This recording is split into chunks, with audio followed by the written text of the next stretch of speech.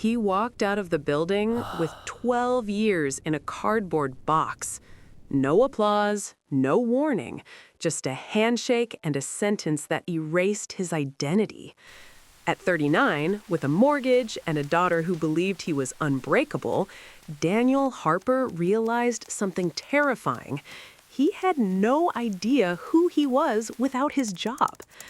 But what happened in the next 6 months would prove one brutal truth. Losing everything might be the fastest way to meet your real power.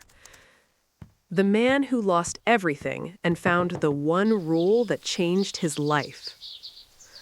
On a gray Tuesday morning in late October, Daniel Harper walked out of the glass building that had defined his identity for nearly 12 years, carrying a cardboard box that seemed too light to contain the weight of his collapse.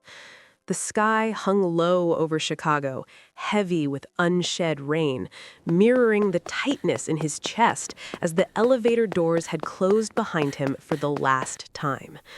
Inside the box were a framed photo of his daughter, a coffee mug that read, "World's Okayest Dad," and a stack of documents he did not yet have the courage to examine. The words, "corporate restructuring," had been delivered with polite efficiency, and the handshake that followed had been firm but hollow, as though even the man who let him go wished the moment would dissolve into abstraction. Daniel had once believed that competence was armor, that long nights and early mornings could purchase immunity from disaster. Yet, as he stood on the sidewalk watching colleagues avoid his eyes, he understood how quickly a title could evaporate. The severance package would last perhaps 3 months if he was careful, 2 if he was not, and the mortgage payment did not negotiate with pride. He had promised his daughter, Lily, that he would never let instability touch her life the way it had marked his own childhood. Yet here he was, 39 years old, calculating the resale value of his own belongings while rehearsing how to tell a 9-year-old that her father no longer had an office to go to.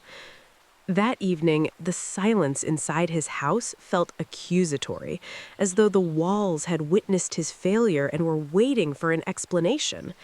He sat at the kitchen table long after Lily had fallen asleep, staring at the spreadsheet on his laptop, while a single thought pulsed beneath every calculation. If I am not my job, then who am I? The question did not come gently. It arrived like a verdict.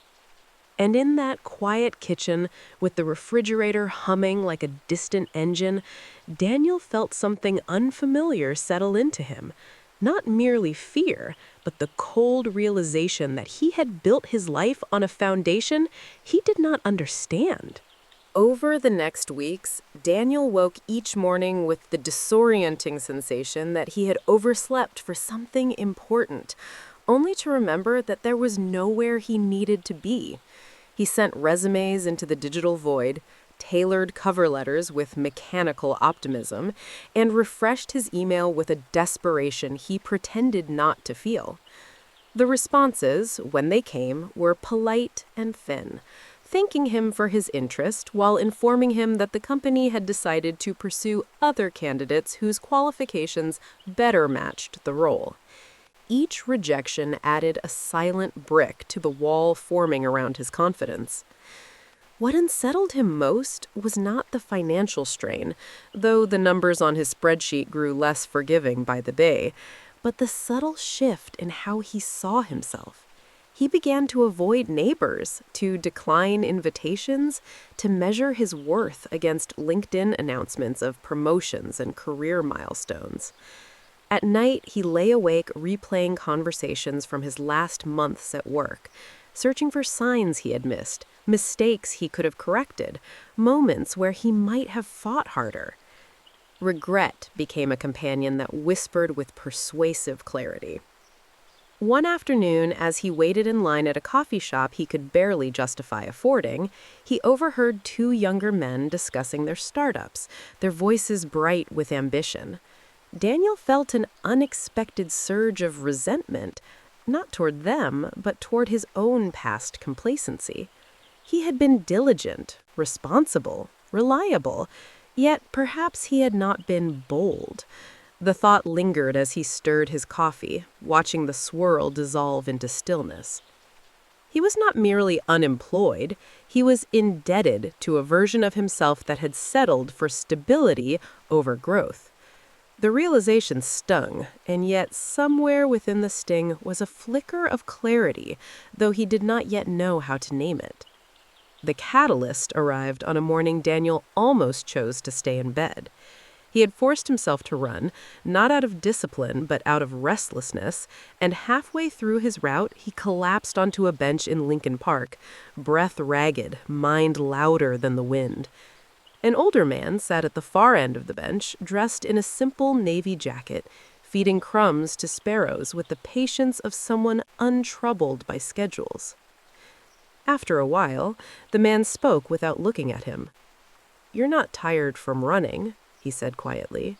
"You're tired from resisting what already happened."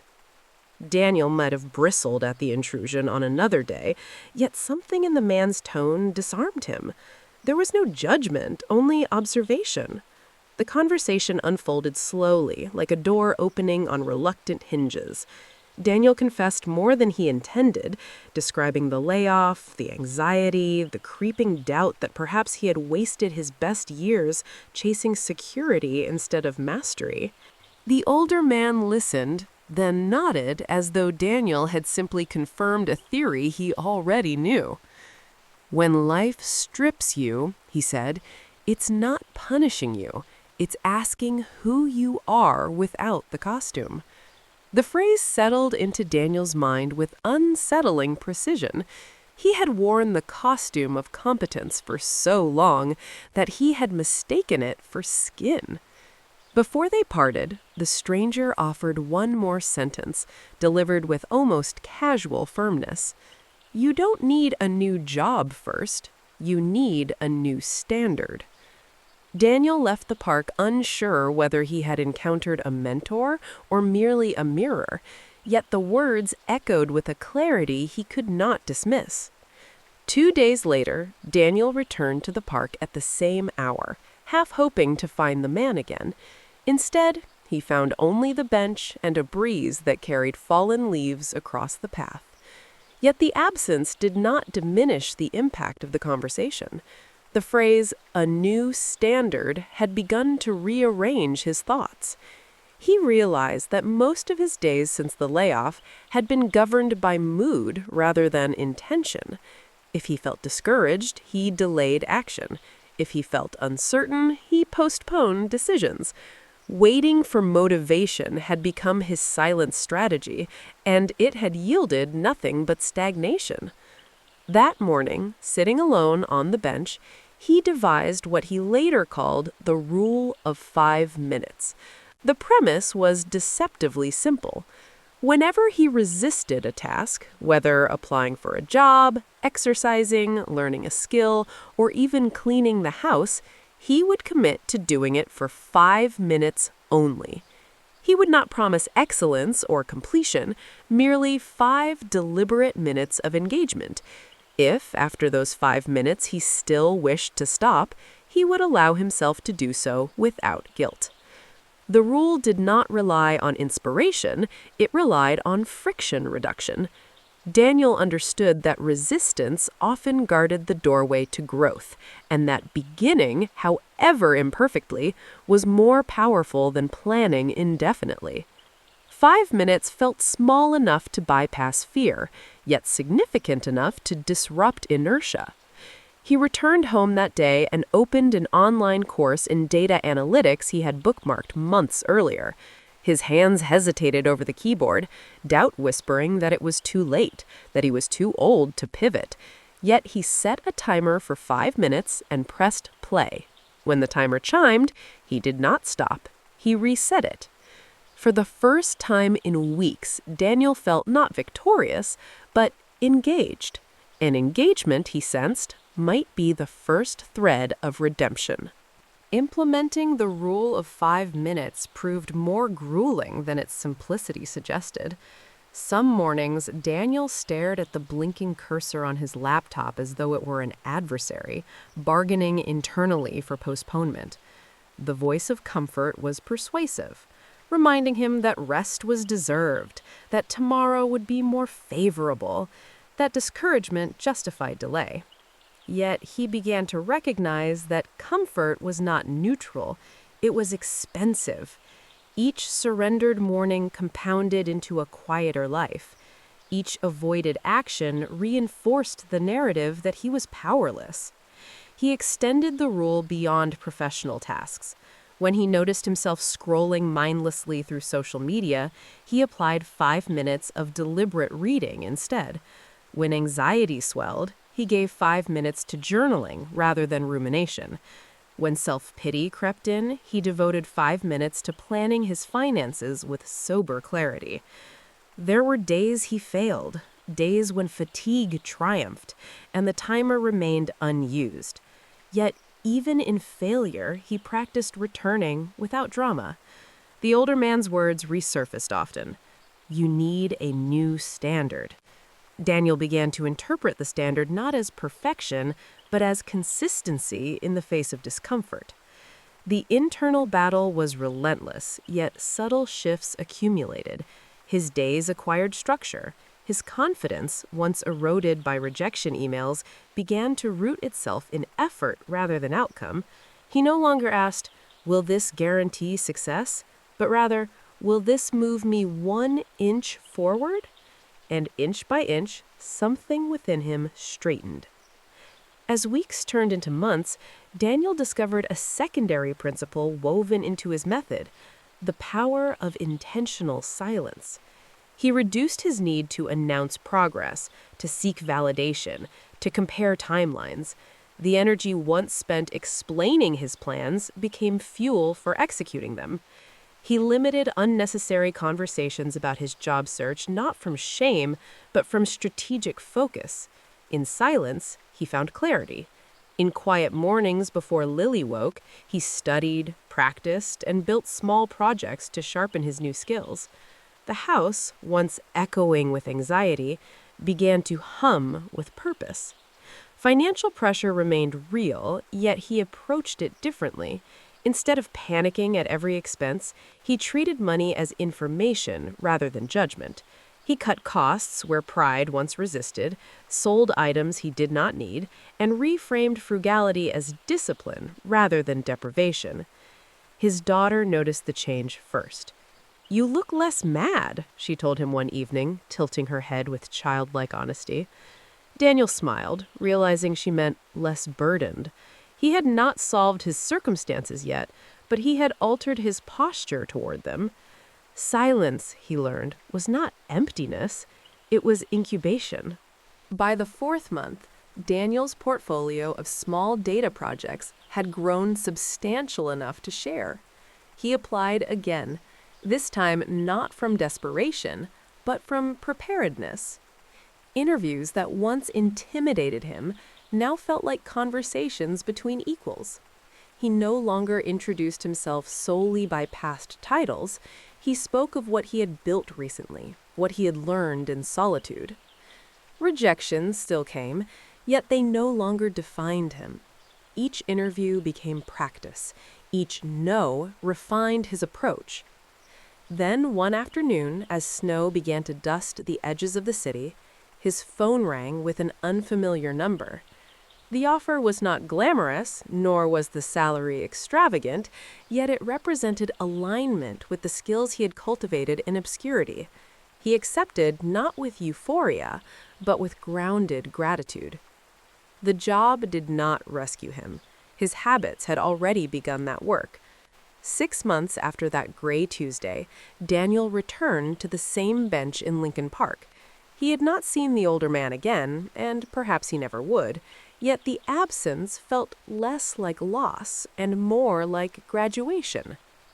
Financially, he was stable once more. The mortgage payments resumed without dread. Savings began to rebuild, modest but deliberate. More importantly, his identity no longer rested on external validation.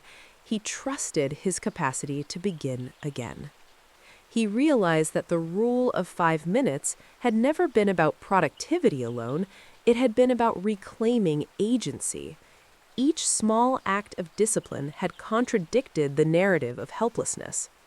Standing from the bench, Daniel understood that losing his job had not been the end of his stability, but the end of his illusion. The transformation was not dramatic in appearance. He was the same man, in the same city, with similar responsibilities. Yet internally, he had shifted from reaction to intention. He no longer feared disruption with the same intensity because he had proven to himself that resilience was a skill, not a trait bestowed at birth. He scheduled 5 minutes daily for reflection, ensuring that growth did not dissolve into complacency. He mentored a younger colleague, teaching not technical skills alone, but the discipline of beginning before feeling ready. His confidence now stemmed from process rather than position. In quiet moments, Daniel replayed the stranger's words, not as a memory, but as an ongoing dialogue within himself. He had become both student and teacher, reminding himself that the world owed him nothing, yet he owed himself effort. The park bench remained, indifferent and steady, as though it had witnessed countless collapses and renewals. Daniel came to understand that adversity had not diminished him, it had clarified him. The stripping away of title and routine had forced him to confront the uncomfortable truth that he had outsourced his worth to circumstance. Now, worth was measured in minutes invested, promises kept to himself, and courage exercised in private. On the anniversary of his layoff, Daniel wrote a single sentence in his journal, one he wished he could deliver to every person staring at their own collapse. Quote, "You do not rise when life becomes easier. You rise when you become stricter with yourself than life ever could be." End quote. And somewhere in a quiet park, the wind moved through fallen leaves as though in agreement. Sometimes the person we find hardest to forgive is ourselves. Have you ever had a moment that changed your life forever? Share your thoughts below. I read every comment.